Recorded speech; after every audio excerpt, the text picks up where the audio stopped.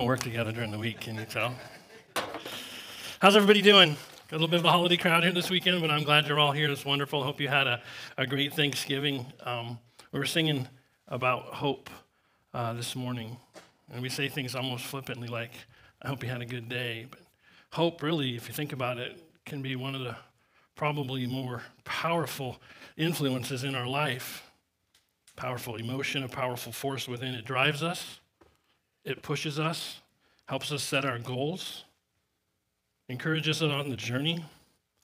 But sometimes, when that hope doesn't come to fruition like we had hoped, it can absolutely crush us, lead us into being quite despondent, depressed, or the worst, is we can even grow resentful because our hope, and biblically hope is a confident expectation.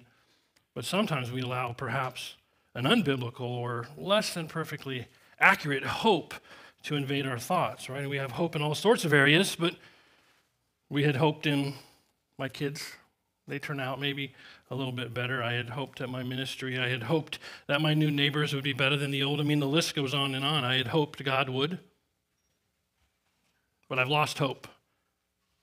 I'm crushed. And maybe I'm despondent, and I think maybe what we need sometimes is just maybe a little bit of realignment, readjust our hope, readjust our expectation, and then maybe we can get just a little bit more hop in our step. What happens, especially at church and around the holidays, is we tend to project very spiritual.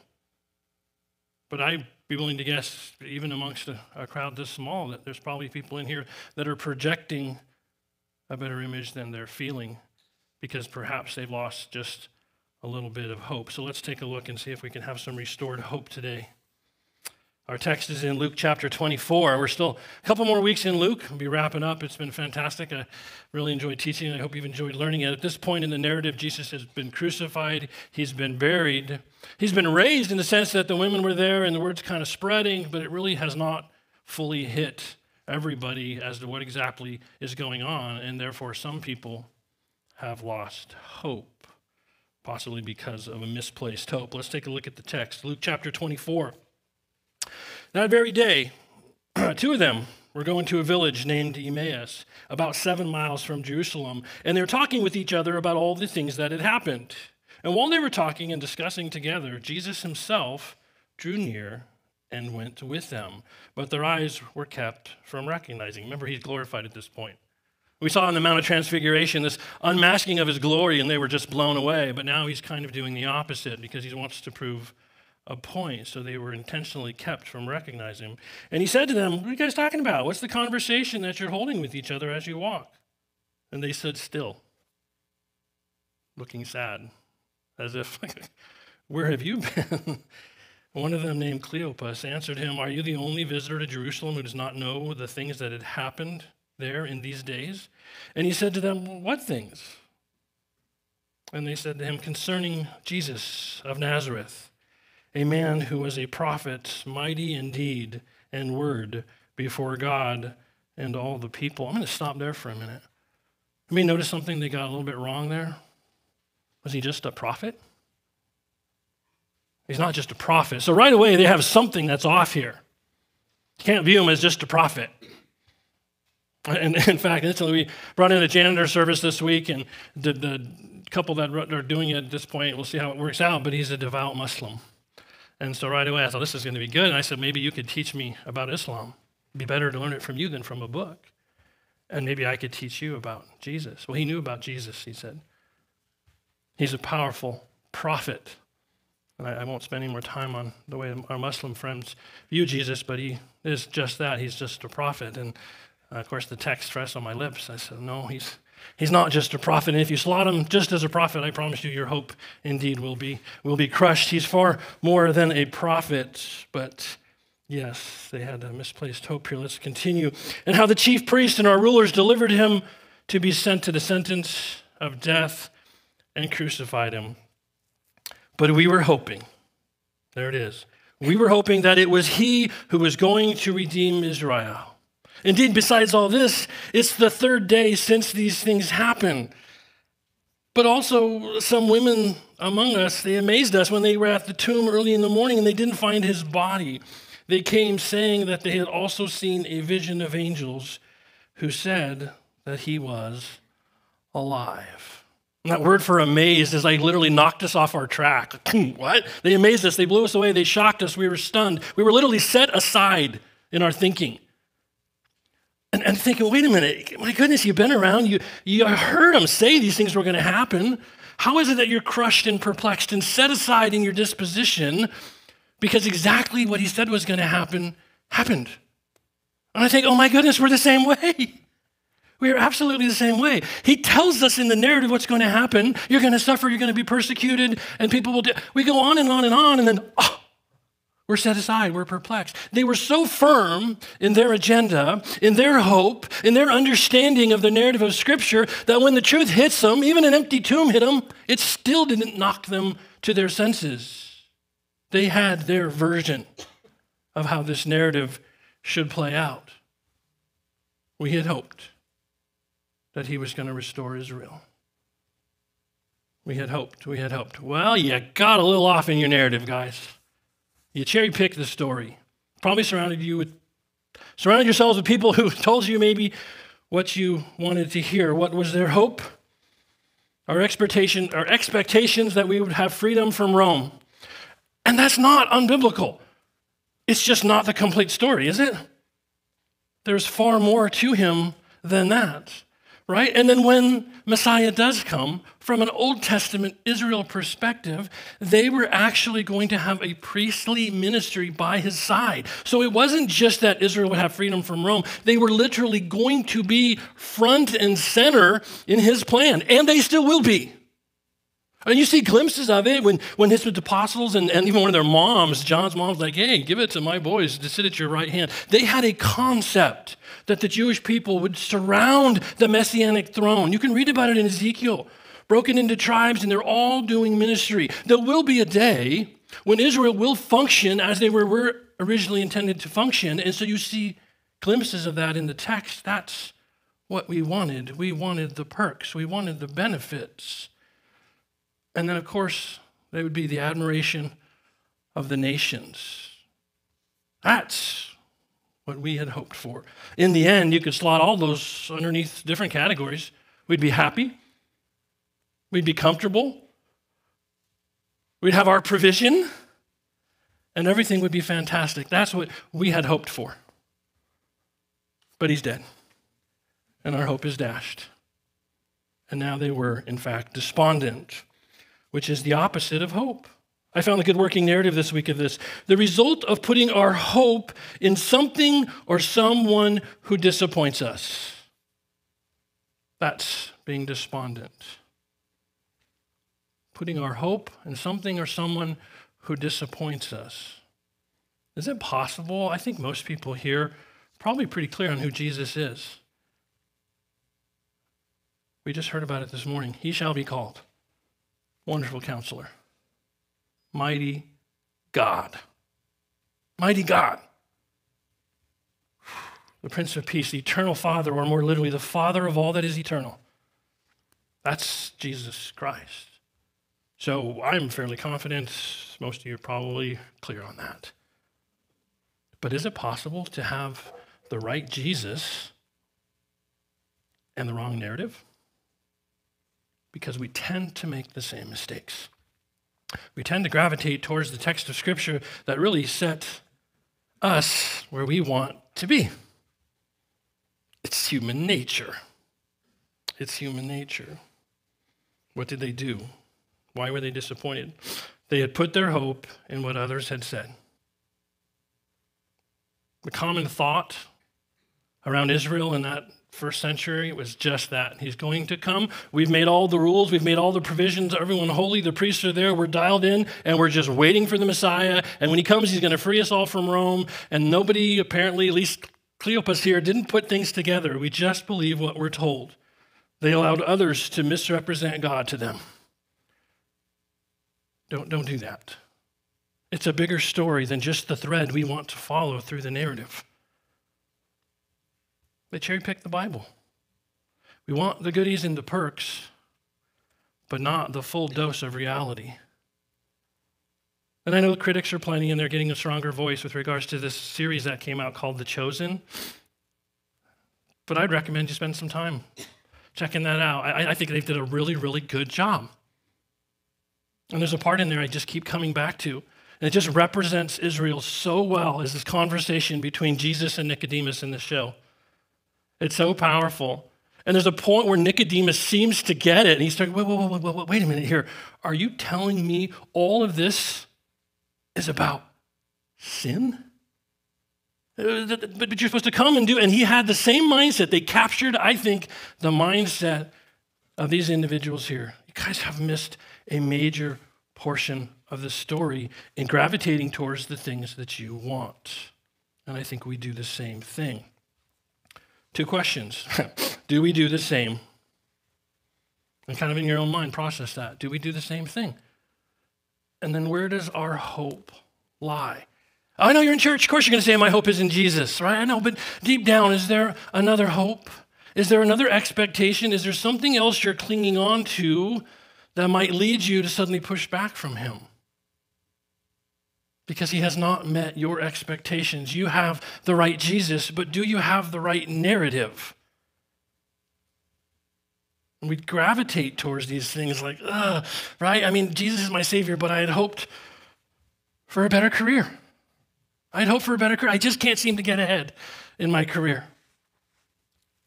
I had hoped for a better spouse. I'm an incomplete person, and she was supposed to complete me, and so she really didn't, and you've really misaligned the purpose of your spouse and dumped on them something they weren't supposed to carry. But we have that, right? Did you just choose this one husband or wife for me? And I had hoped for a better outcome with my kids. I mean, grade me on a curve if you want, but I did it right. I raised them in the church, Shawanas, VBS. I did it right, or better than the Joneses. Look at their kids. I had hoped for a better outcome with my kids. I had hoped for a better pastor. Well, maybe I hoped for a better congregation. Right? You have these expectations. What, you think I have holy hands? I say it kiddingly, but I can't fix it. I will pray for you, love you, hug you, let you read together, but I can't make it all go away. We're in a fallen world. I had hoped for a better financial situation. I mean, it seems like everywhere I go, everyone else just has an idea and it turns to gold. And here I am working myself to the bone, and I'm just not quite able necessarily to make ends meet. Or plain and simple, I had hoped for a better calling in life, better health, better everything. I just don't like this, right? I mean, I'll say it, you don't have to amen it, but I'm guessing there's people in here like, yep, I could totally relate to that. I could totally relate to that. But I think deep down, many of us believe that if we do it all right, we do it all right, that God will bless us and everything will turn out okay. It's just ingrained in us. It's a form of legalism. If I just do these things right, then it's all going to flow wonderfully for me. And when it doesn't, I'm despondent. Or when it doesn't, resentment kicks in. And when the resentment kicks in, watch out, because not many people will keep up the facade of pretending to be spiritual on Sundays. And what happens is they will turn on God and walk away from the faith, or even worse, use their resentment, their animosity, their despondency, their anger to turn and hurt people within God's community of influence in their life. Heaven forbid, maybe your spouse. And so all of a sudden you think, oh my gosh, there's this wonderful Christian family, and then all of a sudden, boom. And there's just horrific things involved, and you go, what is this really about? Is people had bought into this version or this narrative that's just riddled with rainbows and puppy dogs. And one day they realize, this stinks. This isn't the way I slotted it. This isn't the way it was supposed to work out. Where's the plan I hear so much about? I'm tired of looking at a Thomas Kincaid photo and then looking at my life. I'm tired of Max Lucado quotes and then dealing with my spouse and the attitude. I'm tired of hearing about other people's kids and how wonderful they are. It's just enough. Where is this? And I've seen it. And we just go and walk away from the faith. And a lot of times when that happens, a bomb goes off. A bomb goes off. Because I think we bought into some components of a bogus narrative too. And let me show you what I mean. Here it is. You're all familiar with this, right? For I know the plans I have for you, declares the Lord. Plans to prosper you and not harm you. Plans to give you hope in a future, right? So paint my Kincaid photo. But what not a lot of people want to do is realize, one, this is an unfilled promise to its original recipient, which is not you. Check the context of this. Let's go back one verse. Jeremiah 29:10. Thus says the Lord, when 70 years have been completed for Babylon, I will visit you and fulfill my good word to you and bring you back to this place. For I know the plans that I have for you, declares the Lord. Plans for welfare, not for calamity, to give you a future, etc. That was written to encourage Israel as it went into captivity. Is it applicable to you? Yes, it is. However, the fulfillment of this promise, both for Jew, Gentile, and Christian, is when you hear that last trumpet. When Jesus Christ returns and sets up his kingdom, then you can claim that verse. This is a Jewish verse. Nowhere does it say that God's plan is to prosper you and to bring you all these goodies. Is it a secondary application? Yes. And there'll be a day where that life you have that you're like, will flip over and make Thomas Kincaid jealous. That's when you look at this text and go, brilliant. But until then, we got to realign our hope. We have to re-envision everything. It's not all puppy dogs, is it? It's not. It's just brutal sometimes.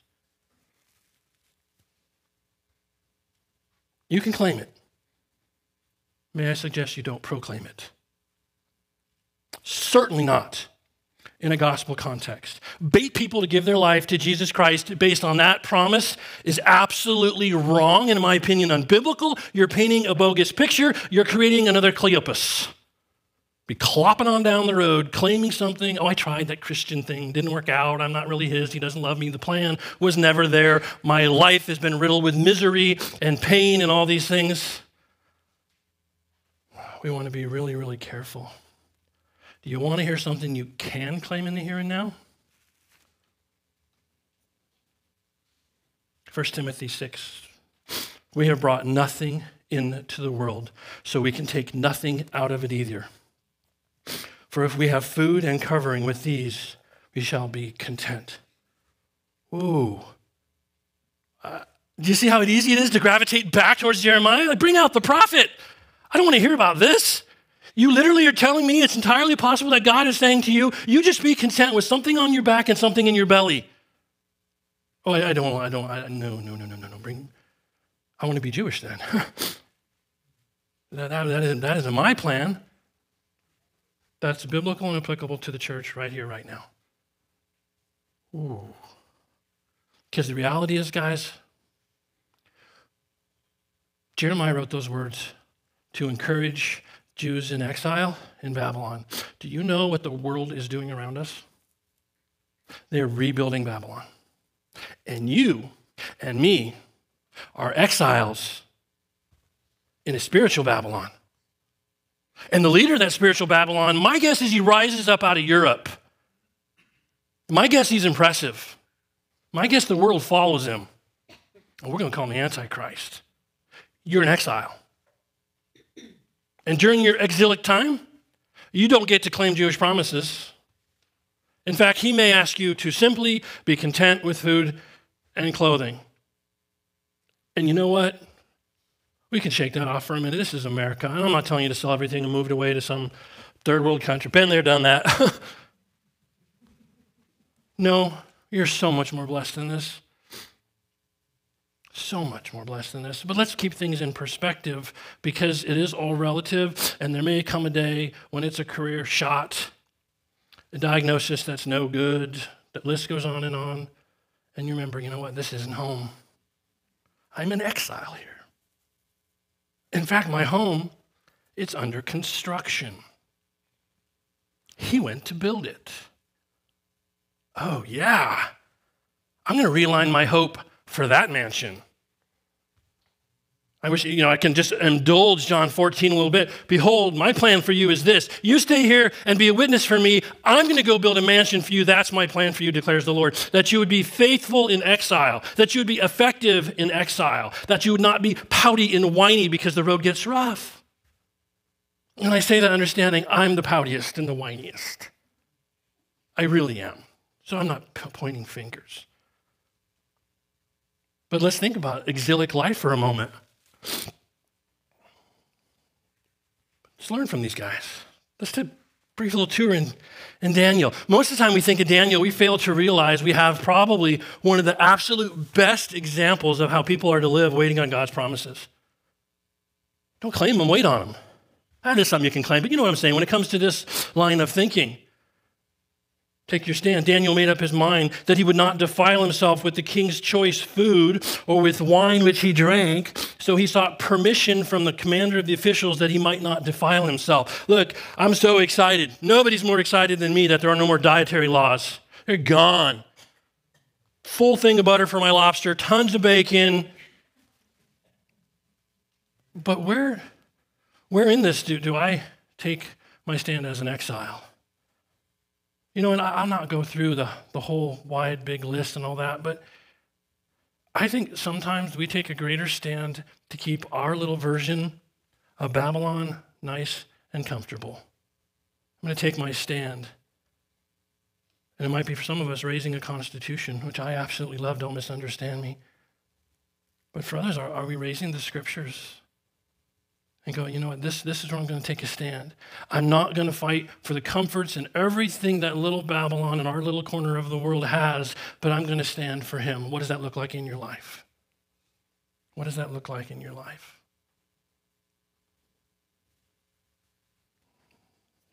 And the decree went out. And we have freedom of religion because the Constitution gives it to us, or because God says you'll worship none other. Which one are we going to stand on? Right? And I'll back away. I'm not trying to get, because I am a patriot. I love this country. I've lived where there's like 90% unemployment and zero government benefits. It's horrific. This country is so blessed, so wonderful. So please, I'm not, but I want you to keep things in perspective. Where are we taking our stand? Now, if you're ready, at the moment you hear the sound of the horn, the flute, the lyre, and the trigon. Do we have a trigon in the band? I don't even know what it is. We should get one. Psaltery and bagpipe. Love those. All kinds of music to fall down and worship the image that I have made. Very well. But if you do not worship, you will immediately be cast in the midst of a furnace of blazing fire. And what God is there who can deliver you out of my hands? Take a stand for the right thing. And it's not taking a stand for a promise that brings perks. It's taking a stand that says whether I'm comfortable or not, I'm not going to read Jeremiah in Fantasyland the whole thing. They had Jeremiah. I'm convinced of it. I know they did. They had a copy of Jeremiah when they were in exile. That's the reason the book was written. Comfort them during exile. I have plans for you, but this isn't it. What I want for you right now is simply take a stand. And that might mean you're uncomfortable. That might mean you don't get the benefits, the perks, whatever it is. But I'm with you in that. And I think sometimes we compromise for comfort's my point. We compromise for comfort because we think ultimately that's the goal of the plan, is that we would be comfortable. A little exile. And you know what? Around the world, Christians continue to die for their faith in stunning numbers. Stunning numbers. Is that coming to our door? I don't know. I know it's not popular, and you'll have to dig long and deep, but there are, speaking of my new Islamic friend, there are Muslim re-education centers popping up in Great Britain. The screws will be torqued. And are we going to claim a version of this like Cleopas did? Well, we had hoped that he would keep my desires, my plan for comfort and prosperity. Or am I going to realize some of us may really feel the screws? I don't think the day is going to come where you're going to get thrown into fire for worshiping, but you could get locked up. But yet, he's right there. Move forward to Daniel 3, verse 25. 3 men locked up. He said, look, I see 4 men loosed and walking about in the midst of the fire without harm. And the appearance of the 4th is like a